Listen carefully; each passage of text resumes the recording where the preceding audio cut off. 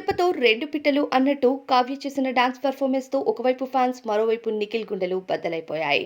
ఇక యాక్టర్ రవికృష్ణతో కలిసి Sridevi drama company షోలో కావ్య చేసిన డాన్స్ పెర్ఫార్మెన్స్ కాస్త హాట్ గా కనిపించడంతో అనేక నెగిటివ్ కామెంట్స్ ఎదురవుతున్నాయి.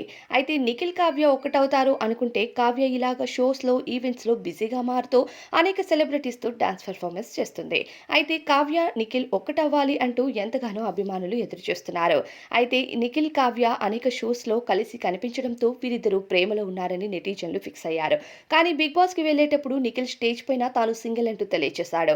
అలానే మా అమ్మ ఎవరిని చూపిస్తే వారిని పెళ్లి చేసుకుంటాను అని చెప్పడంతో నెటిజన్లు మరి కావ్య పరిస్థితి ఏంటి అని కావ్య రెస్పాన్స్ కోసం ఎదురు చూశారు. నిఖిల్ బిగ్ బాస్ హౌస్ లో ఉన్నప్పుడే కావ్య నిఖిల్ ఎలాంటి వాడో కొన్ని కామెంట్స్ అయితే చేసిన సంగతి అందరికీ తెలిసిందే. ఇక నిఖిల్ బిగ్ బాస్ హౌస్ లో ఉన్నప్పుడు బయటికి రాగానే కావ్యను కలుస్తానని ఇప్పటి వరకు కలిసిన దాఖలాలు కానీ కనీసం ప్రయత్నించిన దాఖలాలు కూడా కనిపించలేదు. ఒకవైపు ఈవెంట్ షోస్ లో కావ్య బిజీగా ఉంటూ మరోవైపు సీరియల్స్ లో కూడా నటిస్తుంది.